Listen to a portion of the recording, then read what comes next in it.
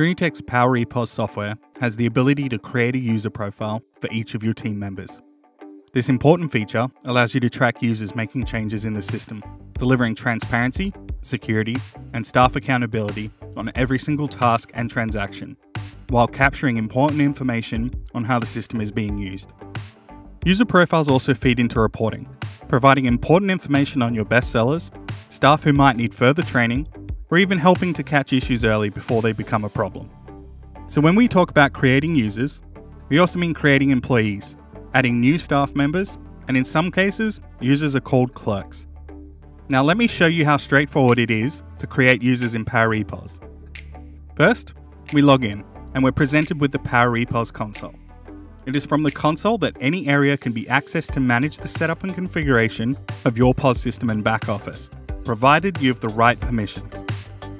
To create a new user, we'll first select the Users tab in the console, which opens the Users module. As with all configuration modules, you'll notice the control panel at the bottom of the screen. We will use this control panel to add and make changes to users as we move through this video. On the left-hand side are access roles. We apply access roles to users to control access to certain buttons and functions within the front of house system, such as applying discounts and processing voids and error corrects. To learn how to set up access roles, please watch our video setting up access roles. To add a new user, we select New from our control panel. This will open up a new window for general settings where we add the user's first and last name. In this example, we're adding Joe Brown.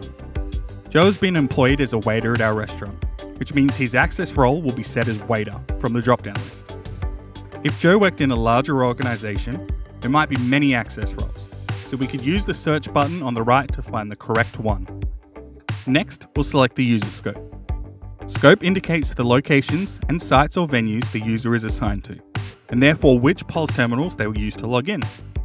This is important when an organisation has more than one site or location. In this example, our waiter Joe will be working at our restaurant in Leederville, so we'll highlight Leederville and hit select in the control panel to save our selection. If Joe was to also work shifts at our Claremont restaurant, we would select the next level up, Australia, which means Joe will be able to log in to all POS terminals beneath Australia. Lastly, we'll set the method our user will log into the POS. Click the login button to open the login method window. You will notice that PIN is the required method to log in, and additional methods can be added below. The PIN can be between 1 and 8 numbers and is unique to each user.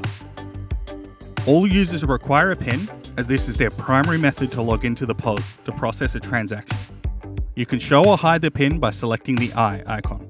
Additional login methods are supported and can be added from the user login method window. For more information on this, please contact Triniteq support. Once back in our new user window, we must hit save again to save our selections for our new user. This takes us back to the users module window, where we can now see our newly created user profile for Joe Brown. If we notice a mistake with Joe Brown's profile, we could simply double click his name to open the previous window where we can again edit his profile. Lastly, we need to publish our new user to push his information to the POS terminals that he is assigned to. We can tell this step is still outstanding by the status inserted or unpublished. We will firstly close the users module window by hitting close in the control panel. Next, we click the publish button, top right of the screen, and deselect any updates not ready to be published. Then we select the outlet or region to publish to. A complete message will be displayed with a revision number, and we can use this number to track revisions through the revision management tool.